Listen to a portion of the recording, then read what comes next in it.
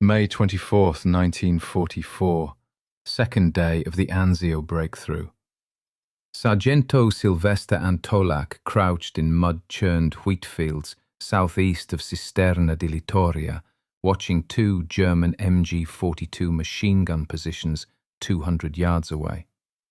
27 years old, son of a Polish miner from Belmont County, Ohio. 3 Purple Hearts already earned across North Africa, Sicily, and the Italian mainland.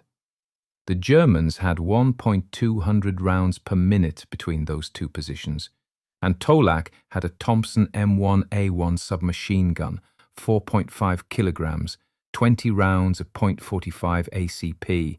Effective range may be 150 meters on a good day with bursts. The MG42 could reach out past 1,000 meters. The terrain offered zero cover, flat, reclaimed marshland, drained Pontine swamps converted to wheat fields under Mussolini's land reclamation schemes. Not a tree, not a structure, not a ditch deep enough to hide a man. Company B of the 15th Infantry Regiment was pinned. Any movement drew fire. The mathematics was simple. Stay here and wait for German artillery to find the range, or move and get cut down by overlapping machine gun fire. Antolak studied the problem. The first position sat 200 yards out, 10 Germans and 1 MG42. The second position another 100 yards beyond that. If someone could reach the first position and silence it, the company could advance. If no one tried, they would all die in this field. Anzio had been a trap for 4 months. On January 22nd, 1944, Allied forces landed at Anzio, expecting to bypass the Gustav Line and threaten Rome from the rear. Instead, Major General John Lucas hesitated after the landing. The Germans did not hesitate. Within days, Field Marshal Albert Kesselring had ringed the beachhead with steel. The 3rd Infantry Division, the Rock of the Marne, found itself trapped on a narrow strip of beach. 125 days under constant artillery fire, German 88mm guns on the Alban Hills could observe and target every movement. Men lived in dugouts and drainage ditches. Supplies came in at night. Casualties went out the same way. The beachhead became a meat grinder. On January 30th, the disaster at Cisterna proved how thoroughly the Germans controlled the terrain. 767 Rangers attacked the town. German forces encircled them. 6 came back. The name Cisterna became synonymous with death. The Germans defending the area were not second-rate coastal defense troops. They were veterans. The 3rd Panzer Grenadier Division, the 362nd Infantry, the 4th Fallschirmjäger Division, elite paratroopers who had held ground from North Africa to Italy. They knew how to fight, and they knew this ground. The terrain around Cisterna gave every advantage to the defender.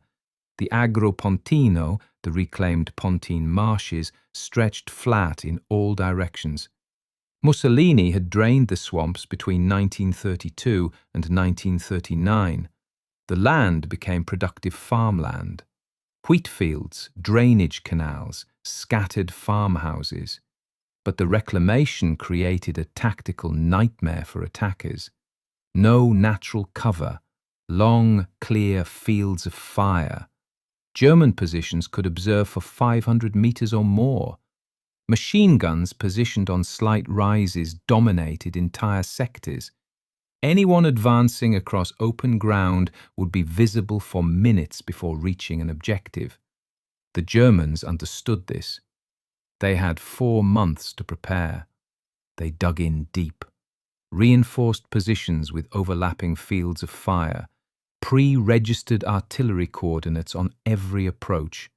The Hitler Line, the 2nd defensive ring around Anzio, was designed to bleed attackers white before they ever reached the main positions. Sylvester Antolak was born September 10, 1916, in St. Clairsville, Ohio, Belmont County, coal mining country. His father, Theophil Antolak, had emigrated from Poland in the 1890s. Like most Polish immigrants in eastern Ohio, Theophil worked the mines, coal and iron ore. Dangerous work, low pay, but steady. The Antolak family lived in a Polish community where old world customs persisted: hard work, Catholic faith, respect for authority. Sylvester grew up speaking Polish at home and English in the streets. He was the youngest of 5 children. By the time he was old enough to work, the Depression had hit. Jobs were scarce. On July 14, 1941, Sylvester enlisted in the army. He was 24 years old. Army serial number 35035020. He was assigned to the 3rd Infantry Division, then mobilizing for deployment overseas. The 3rd Division had history.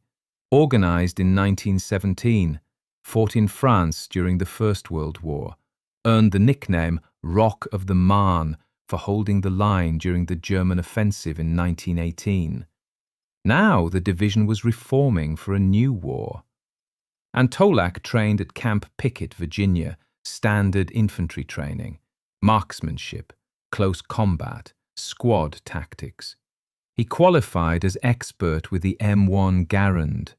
The Garand was the standard U.S. infantry rifle, semi-automatic, 8-round on-block clip, 30-06 Springfield cartridge, reliable, accurate, a significant advantage over the bolt-action rifles most armies still carried.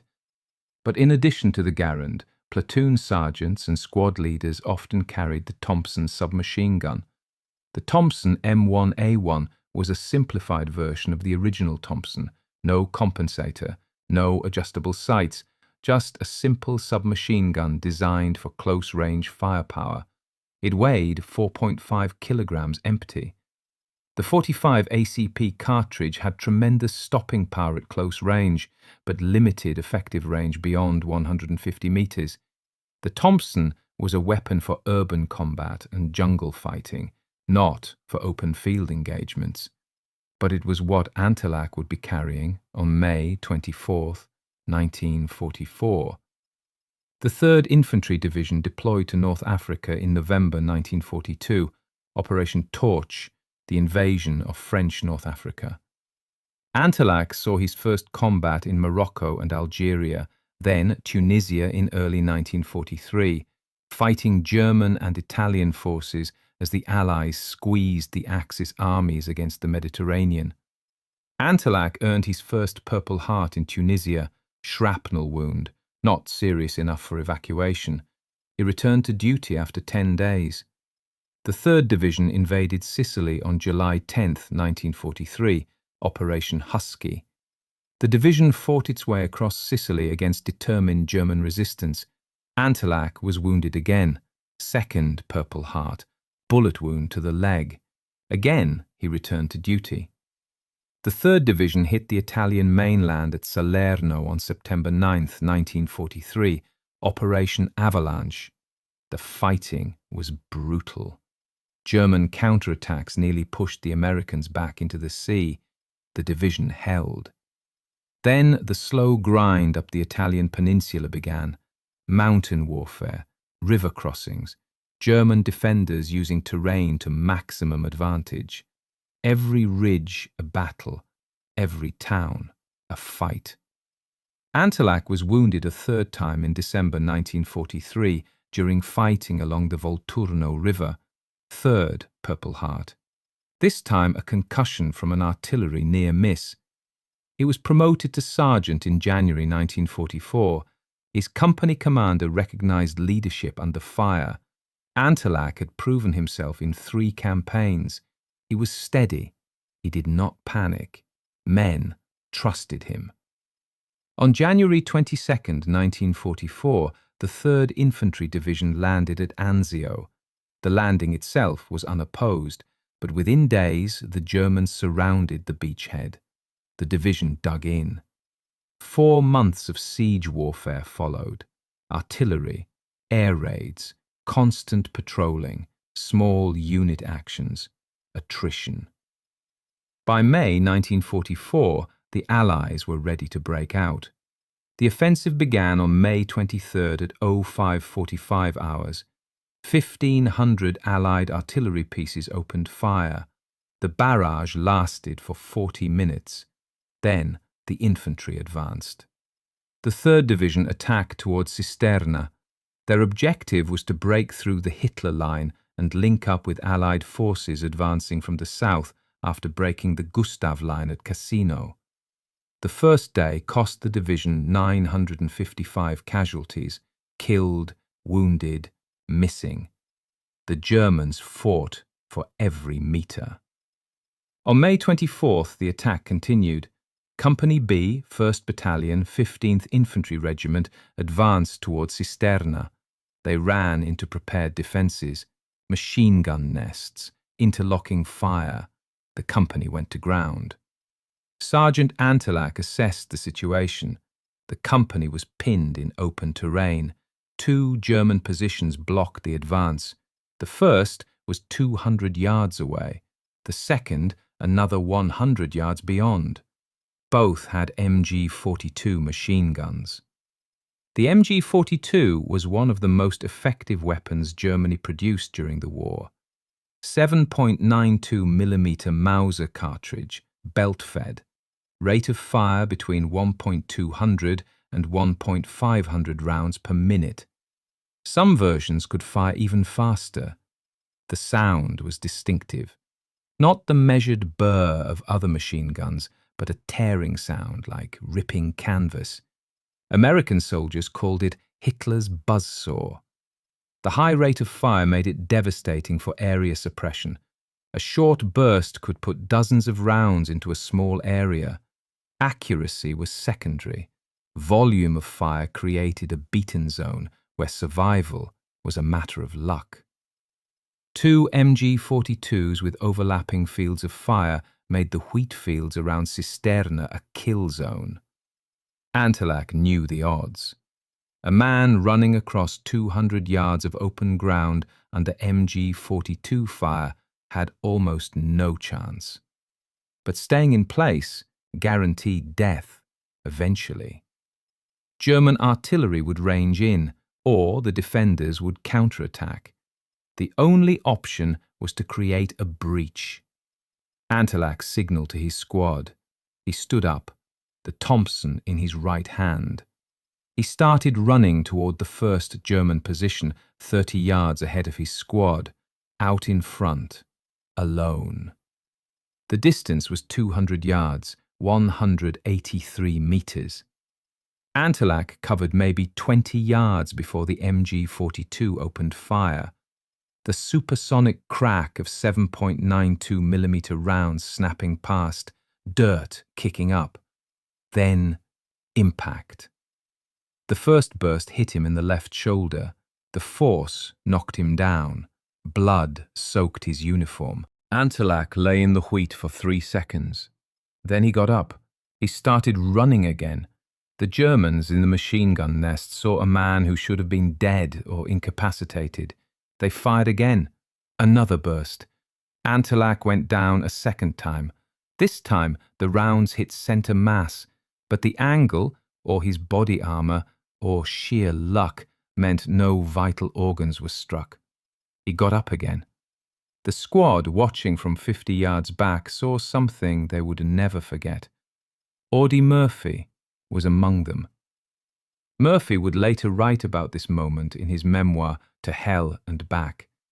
Murphy was 20 years old. He would earn his own Medal of Honor before the war ended. But on May 24, 1944, he was a private watching his sergeant do something impossible. The third burst from the MG42 hit Antolak's right arm. The impact shattered the bone. His arm hung useless. The Thompson fell from his grip. Antolak went down a third time. He had covered maybe 150 yards. 50 yards from the German position. The MG42 crew assumed he was finished. They shifted fire to other targets. Antolak picked up the Thompson with his left hand. He wedged the weapon under his left armpit. 4.5 kilograms of steel and wood pressed against his ribs. His left hand gripped the pistol grip, his left index finger on the trigger. The Thompson's recoil was manageable with two hands. With one hand and an improvised brace, every shot would be agony. Antolak did not care. He got up. He started moving forward again, not running now, staggering. The Germans saw him. They traversed the MG42 back toward him, but Antolak was inside 50 yards now, close enough that the Thompson was effective. He opened fire, short bursts. The 45 ACP rounds struck the machine gun position. 2 Germans fell. The others saw a man covered in blood, one arm destroyed, still advancing and still firing. 10 Germans threw down their weapons and shouted, "Kamerad!" Antolak stumbled into the first position. The MG42 was silent. 10 Germans stood with their hands up. Antolak's squad reached him. A medic moved to treat his wounds. Antolak waved him off. He pointed toward the second German position, 100 yards distant, the second MG42 nest that still blocked the advance. The medic protested. Antolak's shoulder was gashed deep. His right arm was shattered. He was losing blood. He needed evacuation. Antolak refused. He reorganized the men around him. He pointed at the second position again. Then he started walking toward it. The Thompson still wedged under his left arm, blood dripping from his shoulder and arm. The Germans in the second position saw him coming. They opened fire. Antolak covered 75 yards, nearly 3/4 of the distance between positions. Then a burst from the second MG42 hit him. This time, there was no getting up. Sergeant Sylvester Antolak fell in a wheat field in Italy. He did not move again, but his squad did. Inspired by what they had just witnessed, the men of Company B charged. They overran the second position. The Germans broke. Company B advanced. The breakthrough at Anzio continued. By the end of May 24th, American and Allied forces had penetrated deep into the Hitler line. Within days, the link-up with forces from the south was complete. The siege of Anzio was over. The advance on Rome began. Rome would fall on June 4th, 1944, 2 days before D-Day in Normandy. The cost had been high. Thousands of American, British and Allied casualties. But the Italian campaign drew German divisions away from France. It kept pressure on Germany from the south, while the main invasion built up in England. And battles like the one at Cisterna, paid for in blood by men like Antolak, made the broader strategy possible. Audie Murphy wrote about Antolak years later. Murphy used a nickname in his book. He called Antolak Ludzki. It was a Polish diminutive, a friendly name soldiers used for Polish immigrants. Murphy's description was clinical, no embellishment, just what he saw. A sergeant who charged a machine gun position across 200 yards of open ground, who was shot down 3 times and got up 3 times, who destroyed one position with a shattered arm and nearly reached the second before he died. Murphy ended the passage with one line. This was how Ludzki helped buy the freedom that we cherish and abuse. Murphy understood what Antolak had done. Not heroism in the abstract. Tactical necessity executed with absolute disregard for survival. Antolak solved a problem. The problem was 2 machine guns. The solution was his life. The Medal of Honor recommendation came through channels quickly. Company B's commander filed the initial report, battalion and regimental commanders endorsed it, division headquarters forwarded it to 5th Army. The citation was approved on October 19, 1945. General Order Number 89, Posthumous Award. The citation language was precise. Sergeant Antolak charged 200 yards over flat, coverless terrain to destroy an enemy machine gun nest during the second day of the offensive, which broke through the German cordon of steel around the Anzio beachhead. Fully 30 yards in advance of his squad, he ran into withering enemy machine gun, machine pistol, and rifle fire. 3 times he was struck by bullets and knocked to the ground, but each time he struggled to his feet to continue his relentless advance. The citation continued. With one shoulder deeply gashed and his right arm shattered, he continued to rush directly into the enemy fire concentration with his submachine gun wedged under his uninjured arm until within 15 yards of the enemy strongpoint, where he opened fire at deadly close range, killing 2 Germans and forcing the remaining 10 to surrender. He reorganized his men and, refusing to seek medical attention so badly needed, chose to lead the way toward another strong point 100 yards distant. Utterly disregarding the hail of bullets concentrated upon him, he had stormed ahead nearly 3/4 of the space between strong points when he was instantly killed by hostile enemy fire.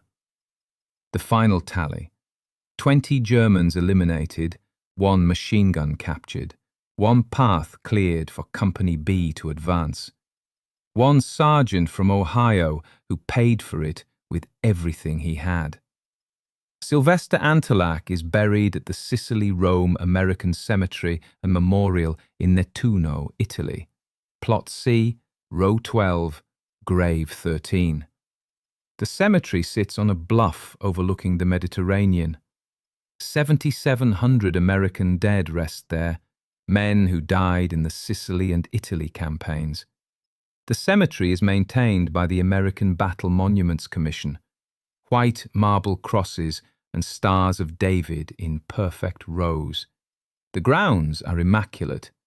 Visitors from America come every year, fewer now than decades ago. The generation that fought the war is nearly gone, but the graves remain, and the names remain. Antolak's grave is marked with a simple white cross, his name, his rank, his unit, the date he died.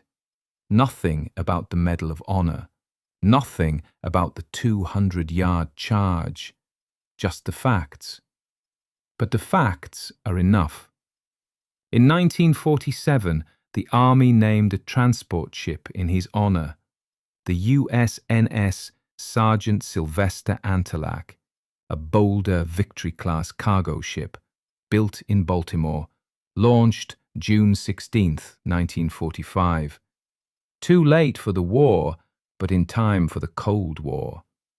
The ship served during the Berlin airlift, transported troops to Korea, carried supplies across the Pacific, the kind of unglamorous logistical work that keeps armies moving. The ship served for decades. Eventually, it was retired to the National Defense Reserve Fleet in Suisun Bay, California. Hundreds of ships sit there. Ghost fleet, waiting for a war that requires their reactivation. Most will never sail again, but the names on their hulls remain. Sergeant Sylvester Antolak, one of the few transport ships named for an enlisted Medal of Honor recipient. On June 28, 2017, a section of Interstate 70 in Belmont County, Ohio, was officially designated the Sergeant Sylvester Antolak Medal of Honor recipient Memorial Highway. The highway runs through St. Clairsville, near where the Antolak family lived. near where Théophile Antolak worked the mines, near where Sylvester grew up before he enlisted in 1941. Most drivers do not notice the sign. They pass at 70 miles per hour. The sign is small, easy to miss, but it is there, and the name is there. A reminder that this ground produced men who went to war and did not come back. The memorial was part of a broader effort by Ohio veterans organizations to honor the state's Medal of Honor recipients. Ohio produced more than 250 Medal of Honor recipients across all American wars. Antolak is one of them. In 2009, a memorial was erected in downtown St. Clairsville. The project was led by Cole Antolak, Sylvester's grandnephew, an Eagle Scout project. The memorial is a simple stone marker with a bronze plaque, Antolak's name, his service, the Medal of Honor citation. The memorial sits in a small park not many people visit, but the few who do stop and read, and they remember. The question military historians ask about actions like Antolak's is whether they change doctrine. Did the army learn from what Antolak did? The answer is nuanced. Individual acts of heroism do not usually change doctrine. Doctrine changes through systematic analysis of what works across hundreds of engagements. But actions like Antolak's do reinforce existing doctrine, the importance of aggressive leadership, the value of taking initiative under fire, the necessity of accepting casualties to achieve objectives. These principles were already part of US Army doctrine. Antolak exemplified them. His action became a case study, not because it was unique, but because it was so clear. The problem was obvious: 2 machine guns. The solution was direct: assault them. The cost was predictable: high casualties. Antolak paid the cost himself rather than ordering his squad to do it. That is leadership. Not the abstract concept taught in training, but the concrete reality executed under fire. The men who served with Antolak carried that lesson forward. Some of them became officers, some became sergeants. They trained new soldiers. They told the story. And the lesson propagated through the army. The Medal of Honor is not given lightly. During World War II, 464 Medals of Honor were awarded. 324 of them were posthumous. The statistics reveal something important. The actions that earn the Medal of Honor are often suicidal. Not reckless, not wasteful, but calculated decisions to accept near certain death to achieve an objective. Antolak's charge was not impulsive. He assessed the situation. He understood the odds. He made a choice. The choice was his life in exchange for his company's advance. The Medal of Honor recognizes that choice. The nation says this man did something extraordinary, something beyond the call of duty. The phrase is important: beyond the call of duty. Every soldier has a duty: to follow orders, to fight, to support his unit. But some actions go beyond that. Antolak had a duty to lead his squad. He did not have a duty to charge 2 machine gun nests alone. He chose to do it because it was the only option that might work. And it worked. That is what the Medal of Honor recognizes. If this story moved you, hit the like button. Each like tells the algorithm to show this to more people. Subscribe to the channel, turn on notifications. We are finding stories like this in archives and combat reports and bringing them back. Stories about men who did impossible things because the situation demanded it. Real men, real battles, real decisions. Drop a comment and tell us where you are watching from. United States, United Kingdom, Canada, Australia, Germany, Italy. Our audience spans the world. You are not just a viewer, you are part of keeping these memories alive. Comment now. Let us know you are here. Tell us if someone in your family served. Share this video. Make sure Sergeant Sylvester Antolak is not forgotten. Today, Interstate 70 runs through Belmont County, Ohio. The highway passes near where the Antolak family home once stood. Drivers hurry past, heading to Pittsburgh or Columbus. The coal mines are mostly closed now. The industry that brought Teofil Antolak from Poland is gone. But the land remains, and the memorial sign remains. Sergeant Sylvester Antolak, Medal of Honor recipient, Memorial Highway. Most people do not look, but the sign is there, and the name is there. The son of a Polish miner who ran 200 yards across an open field under machine gun fire, who was shot down 3 times and got up 3 times, who forced 10 Germans to surrender with a shattered arm, who died trying to reach the 2nd position, who bought freedom with his life, and who will not be forgotten as long as we remember.